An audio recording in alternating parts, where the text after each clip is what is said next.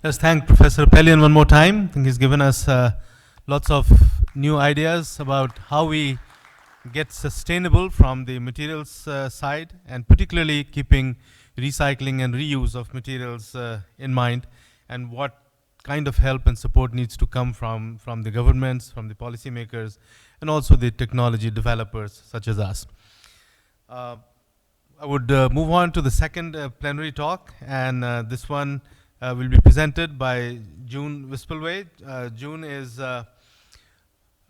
currently the Executive Director of AIChE. She received her bachelor's degree from Princeton University, her master's from University of Pennsylvania, and also executive education program from the Wharton Business School. Before becoming the Executive Director of AIChE, June was the ED of the Society of Biological Engineering, which she had actually helped launch and has grown over the years. Before that, she was serving as the Vice President of Marketing Services at Aventis Bering, and as the Director of Performance Chemicals Business Development at Lyondell. So June will be telling us from the chemical industry point of view, and the topic that she has chosen to talk about is sustainability using biotechnology for the chemical industries.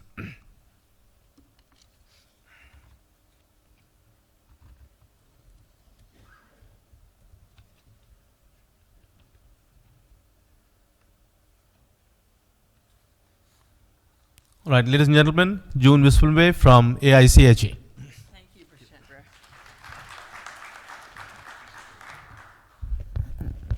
Okay. Well, wonderful. Well, I am going to talk about something a little bit different and a few less elements. Pretty much carbon, hydrogen, and a little bit of oxygen. Maybe a little bit of nitrogen just thrown in for fun. So anyway, what I'm going to try to do is make sense of biochemicals for you. And I've actually given this a lot of thought and was persuaded to give this talk because every once in a while I end up in a conversation about it. And it's not so obvious unless you've started to put all the pieces together, and unless you've attended a whole bunch of conferences, which is one of my jobs as Executive Director of AIChE, where you've seen all of these pieces. And my focus is really going to be on biochemicals, not on biofuels. We could spend the next couple of days here talking about biofuels. But what I'm hoping to do is to leave you a sense of where biochemicals really fit in the grander scheme. So let me first say that there are a lot of sustainability criteria that are used. And what I'm trying to do here is really put this in perspective. So there's the environmental criteria of resource use and environmental impact. There's the social criteria with health and safety and the societal impact.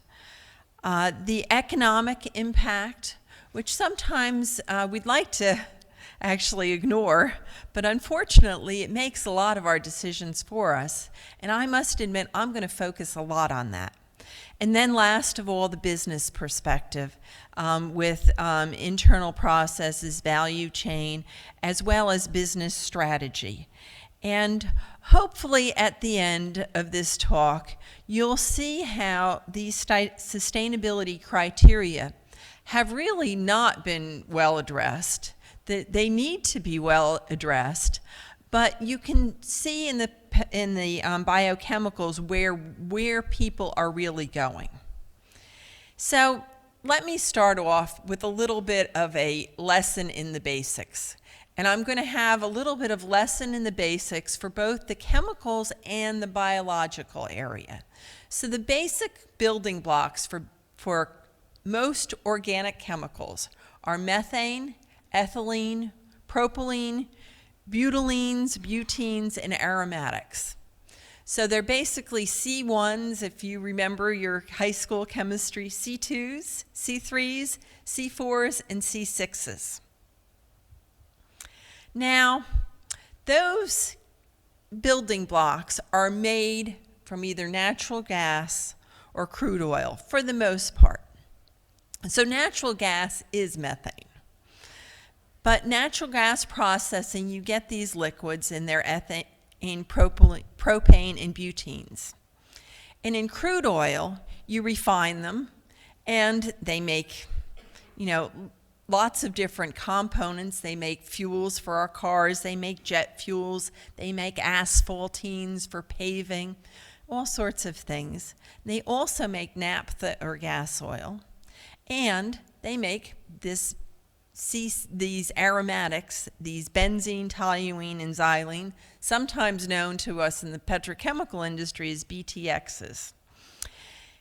And those natural gas liquids and those naphtha or gasoline can then be put into a steam cracker and make some of those really, prime petrochemical basic building blocks.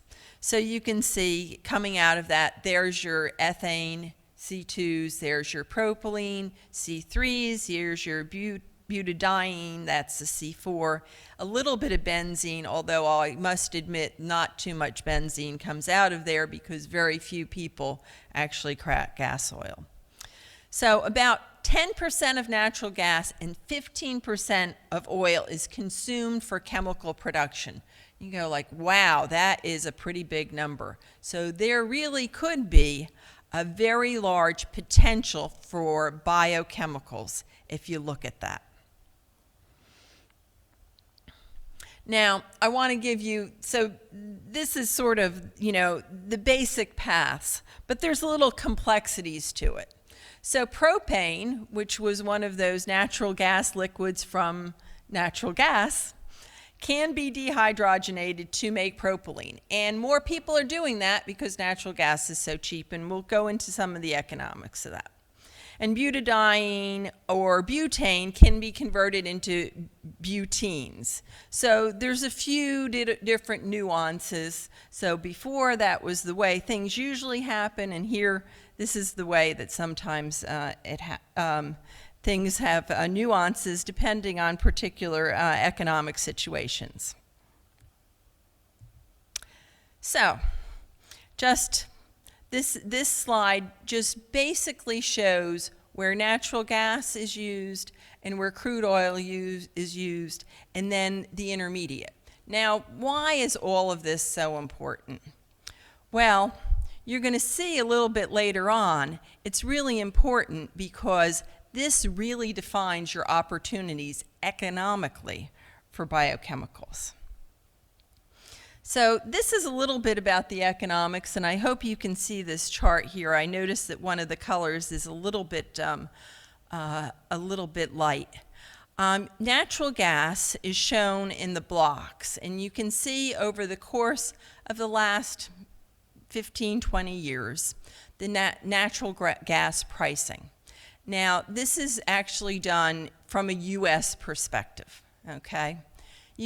Natural gas in the United States, because of shale gas fracking, is very cheap. Oil has been very expensive. It's recently gone down.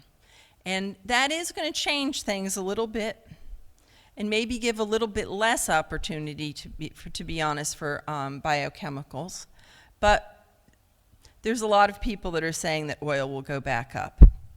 So one of the things that that determines chemical pricing is whether you're going to use natural gas in those ethylene plants, or you're going to use naphtha, which comes from natural gas liquids, or you're going to use naphtha.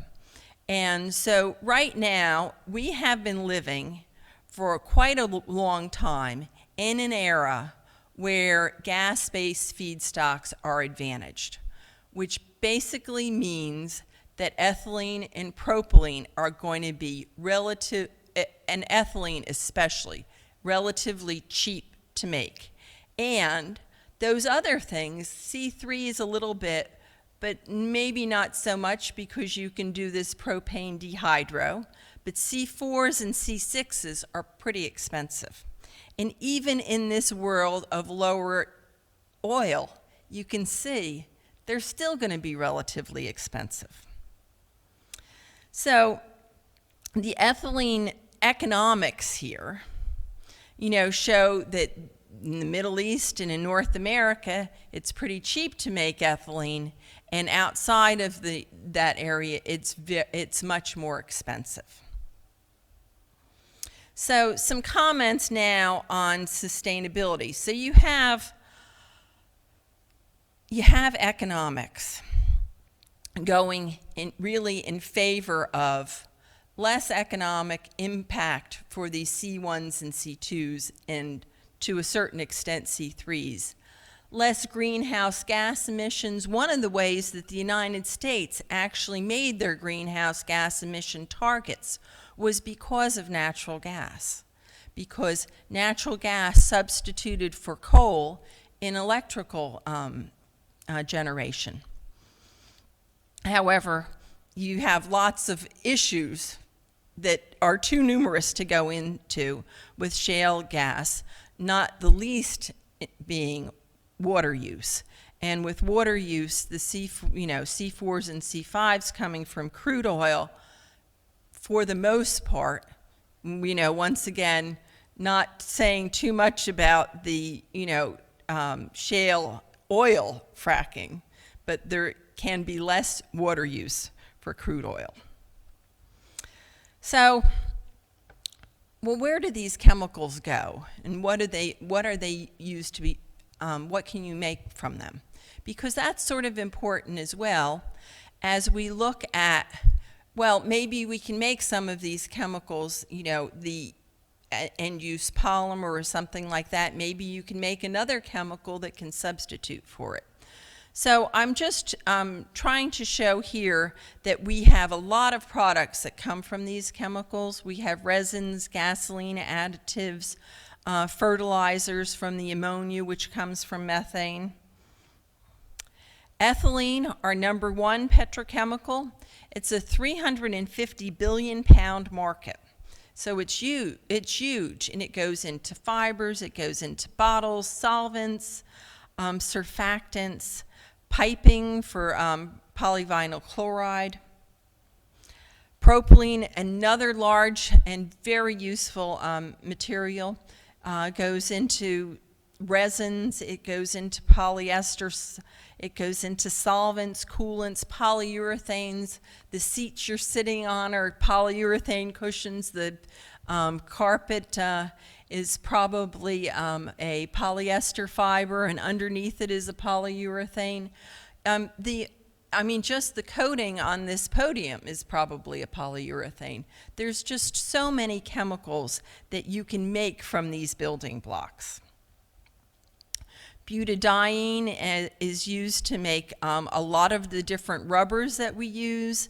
Isobutylene, it goes into gasoline additives, especially outside the United States, has been very helpful in solving some of though there's a lot more to be solved, some of the air pollution problems in China. Benzene, toluene, and xylene are used for polystyrene, for nylon, again for polyurethanes, for plasticizers, which are used, as I am sure you're well aware, for some of the polymers. And so you have all of these different materials, and there is a great amount of ability now to make these from biological routes.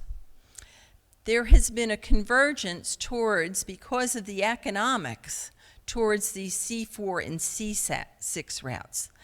The bioproduction can be very expensive. The cost of crop growth and transportation is significant, aside from the water and land use issues that you have with it. As well, there are poor economies of scale when you're trying to, the oil industry and the gas industry have huge systems that have been built up over the years that will need to be built up to bring some of these costs down. As I mentioned as well, you have olefin producers that are shifting towards lighter, cheaper feedstocks. And so these heavy products, these C4s and C6s, are becoming more expensive. And so the convergence is really going towards biological routes, targeting them, with companies being able to do this and make money. So what do they use as their building blocks? They use natural oils, they use sugars and starches, and to a certain extent, they've started to use cellulosic biomass. And that cellulosic biomass has a particular advantage because it is not relying on food. So for sugars and starches, corn has been a major raw material, and there is an issue with, basically driving up the price of corn if you're using this, especially in the fuel area, and then having to increasing your food to for the world population. There's also water use and land use issues, and greenhouse gas consumption. Economic impact we've talked a lot about, and then market drivers.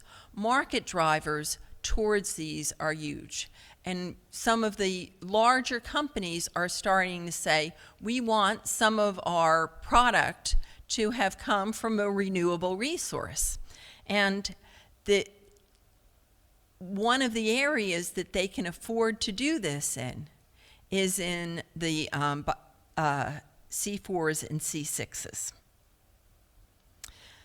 So how do you make some of these chemicals? Well, you can make them from natural oils by transesterification, and you make biodiesel, which also allows some glycerin, which is a great raw material for some particular chemicals, and polyols.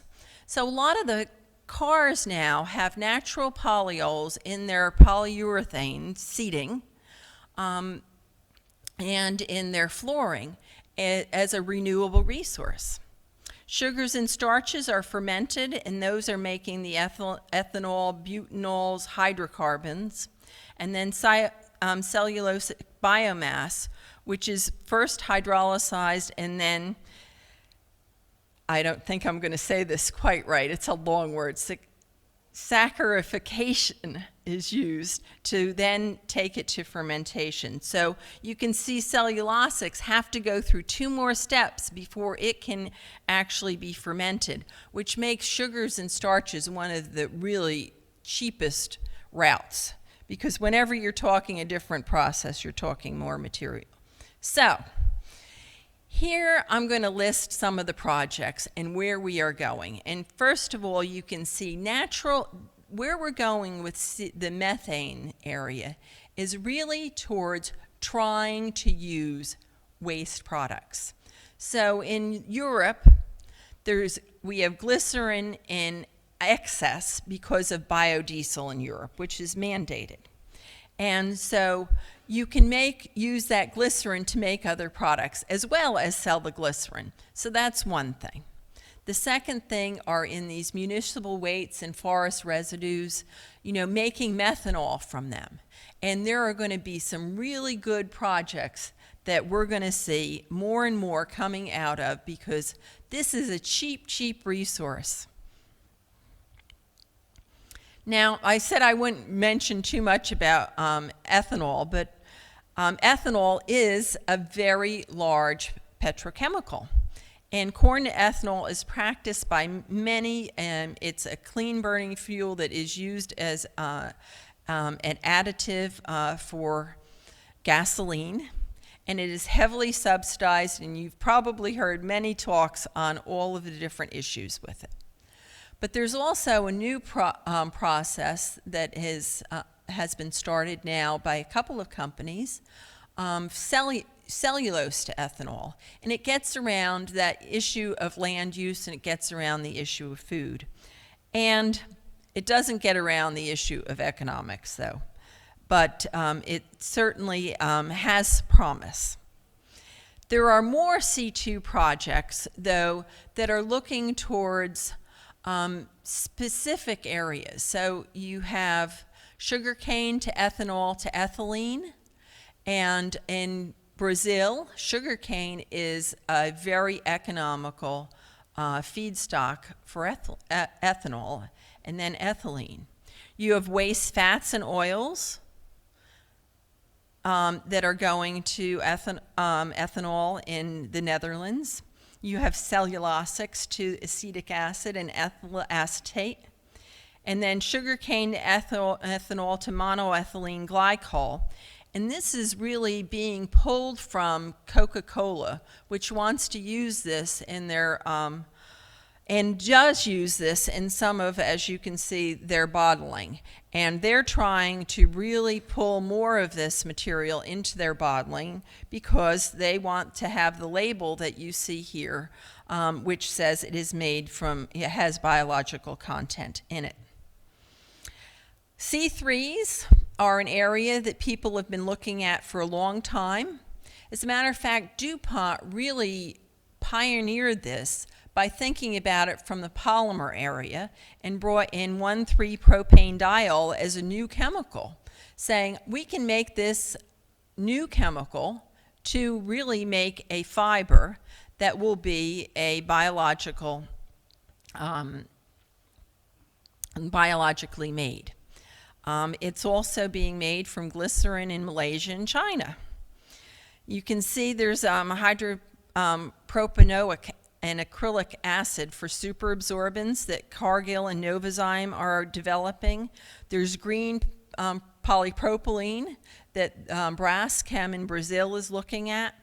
Polylactic acid has been made for years for biodegradable plastics by NatureWork in both the US and in Thailand. And then polyols, which I mentioned before, from soy. And there are other companies, Cargill, Dow, and a number of companies that are using that. But the real areas of innovation right now are going in the C4s and the C6s. Isobutanol for gasoline by Gevo and by DuPont and BP. Butanediol, which Genomatica has targeted and is being commercialized. This technology is licensed to the #1 producer of butanediol, and butanediol is used for spandex. So you can imagine the market for spandex today. And this is probably going to be one of the state-of-the-art technologies. Their economics are absolutely fabulous for this product. Butanediol sells for over $1 a pound, and their cost of production is well under $1 a pound. And now they're developing a route to butadiene, which is also about over $1 a pound, about $1 a pound. And Genomatica is working with a number of producers there. So these projects, and their CEO is very adamant that they're looking at these areas because they see a tremendous opportunity for them. And these C6 areas are also a target. They're a little bit harder. That's the problem here. But you have Genomatica developing nylon intermediates for an $18 billion a year market, as well as Virent, who is developing paraxylene for a new renewable polyethylene terephthalate bottle with a lot of investment from Coca-Cola. And I've been told that Pepsi is also doing quite a bit in this area. And then there are other products. So, you know, I gave you sort of the big building blocks, and those are the real opportunities which you saw from all those flow charts. I mean, there's a huge market here and a lot of opportunities, and unfortunately, there's no one magic bullet for all of them. There's going to be a lot of different bullets.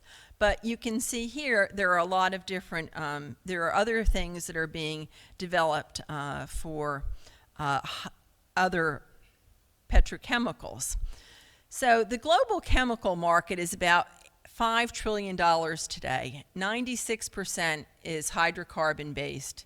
4% is bio-based.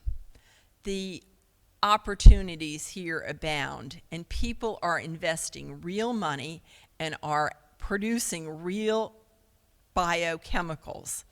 And the opportunities are for more. They're not so much for the light, C1, C2s, and C3s, but there are a lot of opportunities for the C4s and C6s. So, in conclusion, this cheap natural gas raised the hurdle for the lower, lighter biochemicals, but there are opportunities for them in waste streams, and governments make opportunities too. The C4s are being pursued, but sustainability really needs to be assessed for each biological route. The biological routes don't necessarily mean more sustainability when you look at some of the challenges with food, with land use, with water, with economics. And so you really have to continue to do assessments based on those sustainability criteria. But, and going back to the last slide, I would expect that in the next 10 years, this could double. Now, still a small segment of the total chemical market, but doubling in an entrenched industry would be a really remarkable thing for the Earth. Thank you. I don't have a nice slide on with all the thank yous.